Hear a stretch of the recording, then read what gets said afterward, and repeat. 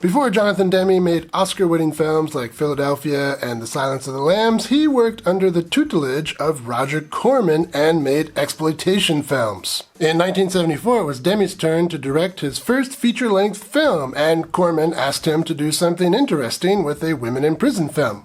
I'm not sure how you can do something more interesting than what we already had in that genre, women fighting and taking showers, but maybe I'm just not imaginative.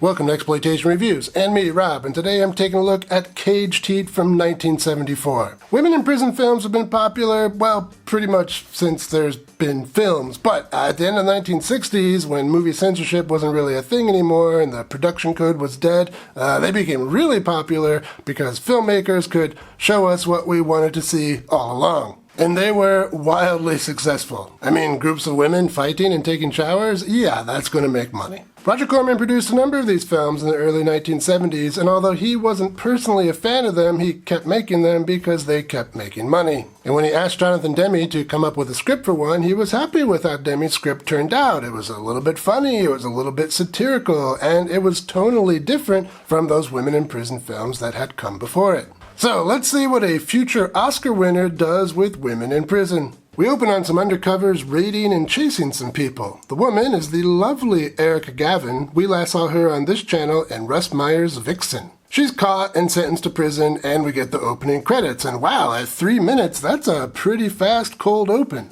After the credits, a guy makes out with exploitation darling Cheryl Rainbeaux Smith. We last saw her on this channel in The Swinging Cheerleaders. Here she has a knife, and I'm not sure why they give prisoners knives, but it was a dream. Ugh, I really hate dream sequences. Like, a lot. Oh, and then we get more credits for some reason. I'm sure the movie will start eventually. In the meantime, there is some really nice blues slide guitar on the soundtrack, so I'm not going to complain too much. The credits finally end, and the new arrivals arrive. The first thing they do is get out of their clothes, which is nothing that you can see here, and then it's off to the mess hall. Weirdly, it looks like all the prisoners in this prison wear their street clothes. That's pretty strange. And a bit disappointing. I was a big fan of those long t-shirt uniforms from some of the tropical women in prison movies. We meet various prisoners, and there are some familiar faces for us exploitation fans, like Juanita Brown, for example. We last saw her in Foxy Brown.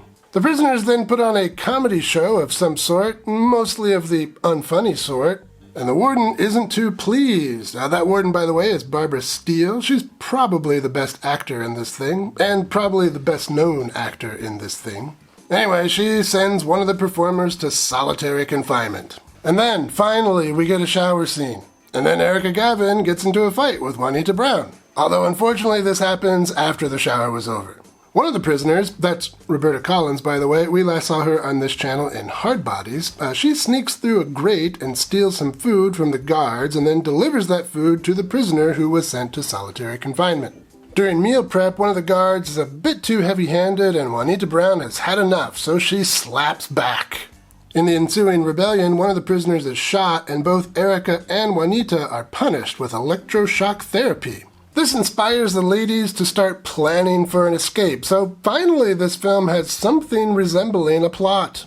During a work detail, Erica and Juanita make their escape. Most women in prison films involve an escape, but usually it's at the end of a movie. This one is kind of in the middle. That's a bit different. So now Erica and Juanita are on the outside, and they're going to need some money, and they're going to need new IDs so they can start a new life. Although I don't think they're going to start one together. Rainbeaux and Roberta are still on the inside, and that doctor is getting more brazen with his mistreatment of them. But no worries, Erica has a plan to bust them out. I do like when she busts out things. So, will she be successful? Well, that's enough out of me as far as plot goes. Let's talk some highlights. Well, this film has both Erica Gavin and Rainbeaux Smith in it, which is pretty great. They are two of the most beautiful people in 70s exploitation cinema, if you ask me, and here they take a few showers together. I think there are 3 shower scenes in this movie total, so that's pretty great. We don't see as much as Gavin as we do in Russ Meyer's Vixen, but we see a lot more of Rainbeaux than we do in pretty much everything else she did, and that's really great. Aside from those shower scenes, later in the movie, Erica Gavin and Juanita, when they're making plans, they do so in the bathroom while their friend takes a bubble bath. Gotta love that. So on the nudity side of things, the movie is pretty good. It's not great, the camera is never leering in the way we might expect from a women in prison movie, but still pretty good. On the violence side of things, we get a couple of shootouts with police and guards, and the gunshots look kinda okay. There's one fight near the beginning where Roberta Collins gets her shirt ripped open, and that's more than kind of okay. And there's a little bit of torture with the electroshock therapy, but that's pretty boring. So the film ticks most of those women in prison boxes. We've got a sadistic warden, we've got some catfights, we've got some shower scenes, we've got some torture. But it's not nearly as sleazy as most women in prison films, so if you go in here expecting an Ilsa movie, you will be disappointed. But despite ticking those boxes, the film's not perfect. Like a wheelchair-bound warden wet dreaming about her song and dance routine, this film has some shortcomings. Well, I don't really like this one so much. I mean, I can see what Demme and Corman were trying to do a tonally different women in prison film that's a little bit funny, a little bit satirical, but I just don't think it works very well. I mean, on the tonal side of things, that humor is pretty bad. But worse than all that is the story is pretty terrible. It doesn't unfold in a realistic way. There's no drama. The relationships between the women are unmotivated. Maybe instead of 3 completely pointless dream sequences, Demme should have written some scenes that allowed us to get to know the characters a bit better. Yeah, how about that for an idea? And in their attempt to make a less sleazy women in prison film, well, I think that's kind of a failure too. Not because it's not less sleazy, but because it's less interesting. I understand them not wanting the camera to leer at the women in the shower scenes, but they still could have made those shower scenes sexier, even without the leering. It can be sexy without being sleazy, get better lighting, and have nicer looking showers. Those scenes could have been a lot better. I mean, the bubble bath works well in this way. It's brightly lit, and it's colorful, and the bubbles look cool. That's a nice scene. So overall, this film is just a bit flat for me, which is really too bad, because many of the actresses aren't.